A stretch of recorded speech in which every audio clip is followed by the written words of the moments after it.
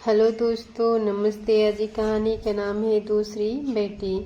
हिमांशी 4 भाइयों की अकेली बहन थी, लेकिन फिर भी वे हमेशा ये सोचती थी कि काश मेरी एक बहन और होती जिससे मैं अपने दिल की सारी बात कह सकती। भविष्य में उसकी बेटी चुनमुन की स्थिति भी उसकी तरह न हो जाए, इसलिए हिमांशी अपनी दूसरी संतानवी बेटी ही चाहती थी। अस्पताल में जब उसने बेटी को जन्म दिया तो उसे डॉक्टर की बुझी हुई सी आवाज़ सुनाई दी, बेटी हुई है। सुनते ही हिमांशी ने भगवान को धन्यवाद दिया। उसे याद आया कि अस्पताल आते समय पड़ोस में रहने वाली श्यामा काकी ने कहा, एक बेटी तो तुम्हारे पहले ही है, इस बार बेटा लेकर आना। उनकी बात सुनकर हिमांशी मुस्कुरा दी थी। अपनी मर्जी से बेटा या बेटी को जन्म देना स्त्री के बस में होता तो उसे इतनी तकलीफ क्यों सहनी पड़ती। एक बेटे के लिए उसके 4-4 बेटियां क्यों होती। और अगर ऐसा भी हो सकता तो हिमांशी बेटे को नहीं बल्कि बेटी को ही जन्म देती। न जाने हर किसी को लड़के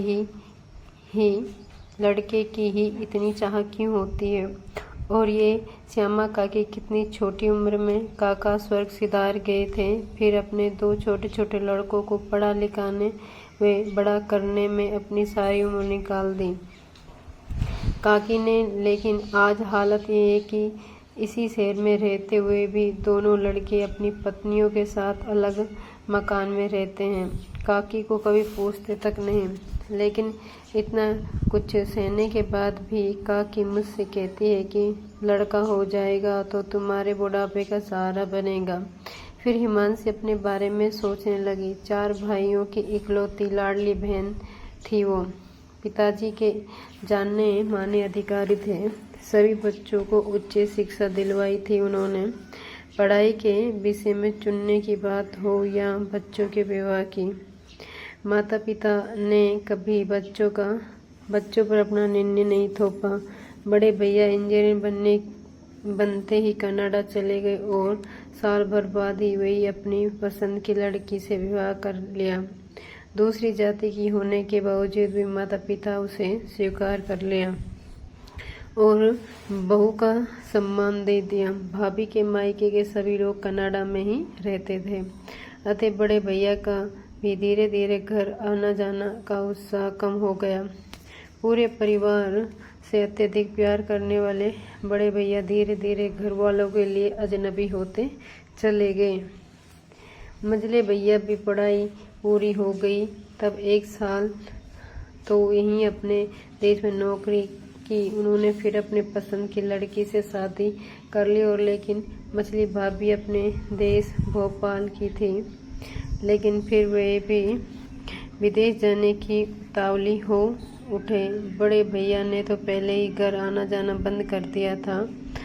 बस होली दीपावली के समय फ़ोन पर सभी का हाल चाल पूछकर घर वालों के प्रति सहानुभूति कर्तव्य पूरा कर लेते थे।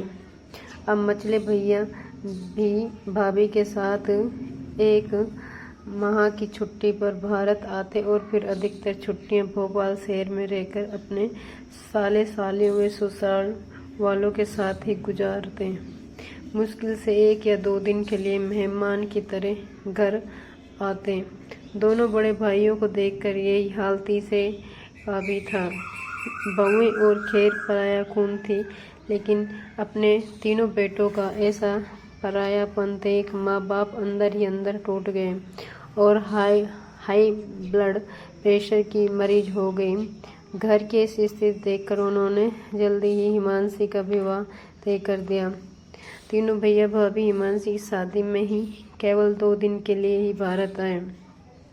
अपने तीनों भाई भाभीयों के ऐसे व्यवहार को देखकर छोटा भाई अमित इतना दुखी था कि उसने शादी न करने की ठान ली। विवाह के बाद हिमांशी भी अपनी गृहस्थी में व्यस्त हो गई और एक प्यारी सी बेटी की मां बन गई। पिताजी भी रिटायर हो गए थे। बेटे बहू के स्नेह को तरसती माँ को देखकर पिताजी भी दुखी रहने लगे थे। सबसे छोटे भैया भी वकील बनकर स्थानीय कचहरी लगे थे। अम्मा की बीमारी का वास्ता देकर हिमांशी व उसके पति ने आखिरकार अमित का विवाह के लिए मना ही लिया। अनेक नौकरी वाली लड़कियों के प्रस्ताव को अनदेखा कर अमित ने काव्या जैसी घरेलू लड़की से विवाह किया। सब कुछ ठीक ठाक चल रहा था कि दीपावली पर बड़े भैया का फोन आया। फोन काव्या ने उठाया।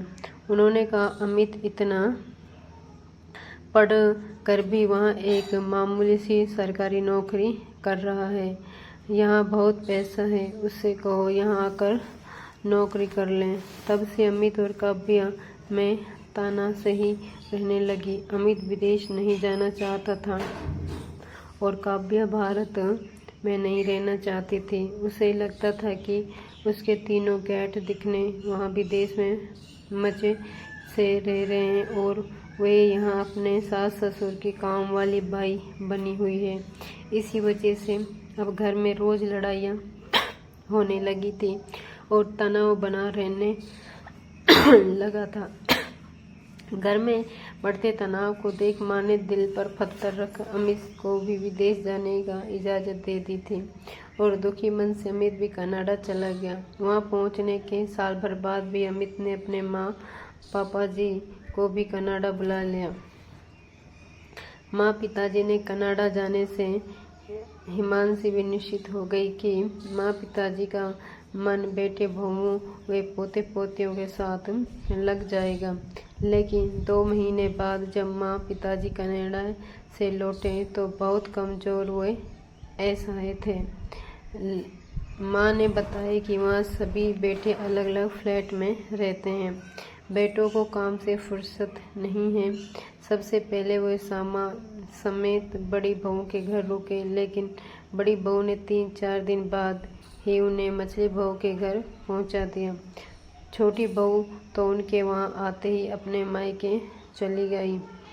सभी बेटों के यहाँ उनकी स्थिति अचानक मेहमान सी हो गई थी।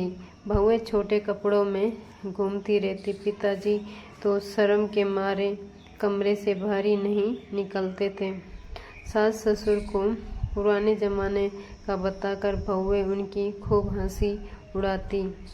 एक दिन बड़ी बहू ने माँ को सुनाते हुए मछली से कहा, यहाँ रहने की ऐसी आदत पड़ जाती है लोगों को कि फिर वे अपने घर वापस जाने का नाम ही नहीं लेते।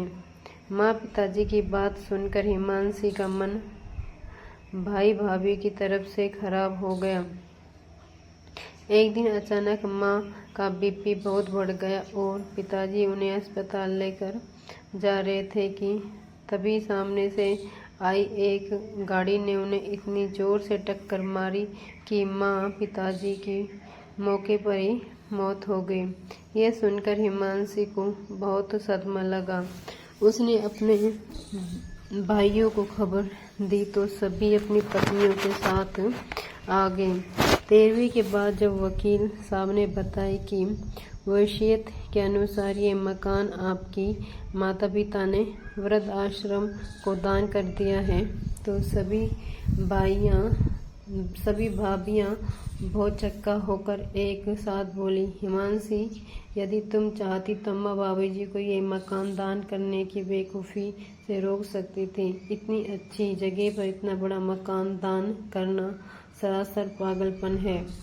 ये सुनकर हिमांशी के अंदर छुपा गुस्सा निकल कर बाहर आ गया और वे बोली, जब आप लोगों को इस घर में अच्छा नहीं लगता तो ये मकान के लिए आप क्यों परेशान हो रही हैं?